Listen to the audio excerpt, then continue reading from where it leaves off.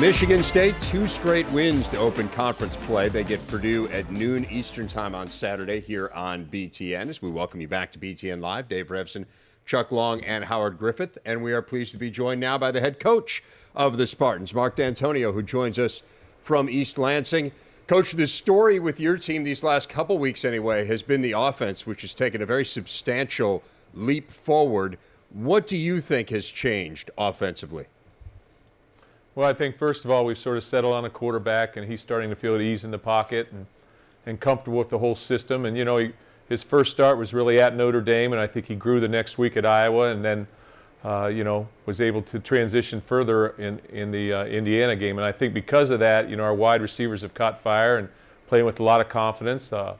You know, been able to run the ball, so we've been pretty balanced on offense. Coach, speak to Connor Cook's progress. I know you're very pleased with him at this point in time. What are some of the things you think he needs to improve on moving forward? When he has an opportunity to maybe run it and take it and advance it running the football a little bit, because he's got great feet. He's a very good athlete, and I think those things are going to come the more he gets at ease in the pocket. You know, those things are going to even become more prevalent. Coach, how important is it and I'm speaking about your defense right now, to be able to come to the sideline and make adjustments? And I go back to the Indiana game where Indiana's offense started to make some plays, but I thought you guys did an outstanding job of making adjustments really on the fly to gain control of that game once again. Well, again, you know, I think that's critical to any defense, and because Coach Narduzzi has been with our staff for, you know, 10 years, going back to Cincinnati, and a lot of our players have a lot of experience. And again, our linebacker coach, our secondary coach, has been with us 10 years, Mike Tressel and Harlan Barnett. You know, Ron Burton's our defensive line coach, just added. But they can fix it midstream, and our players understand that. So when there's an adjustment to be made, such as that one play that broke, you know, we make the adjustment because we misaligned a little bit. Our players have a great understanding of what we do, and we sort of do what we do. And there's a method to the madness. And we're just able to fix things. Mark Dantonio with us here on BTN Live. Dave Revsine, Howard Griffith, and Chuck Long.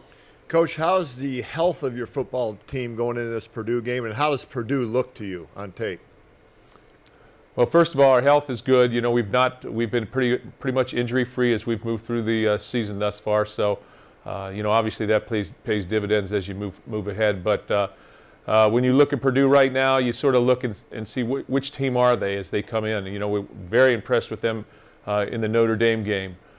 You know, they go to a freshman quarterback, and I think there's a big learning curve, much that we've seen at our place. You know, when you have a young player playing, especially the quarterback position, and you know, I believe 53 out of 112 players on Purdue's roster are redshirt freshmen or freshmen. There's going to be a big learning curve. They're going to have experience playing in a bigger game, such as they got against Nebraska.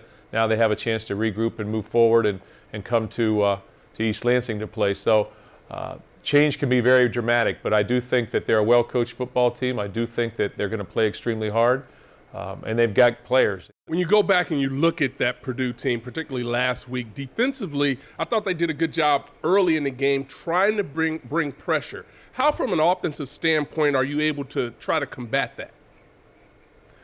Well, you know, I think you combat that with formations and play calling and, you know, understanding what they're doing. You know, they had a week off, and, you know, I think they changed some things and went to sort of a 3-4 thing against Nebraska a little bit, and that created some problems.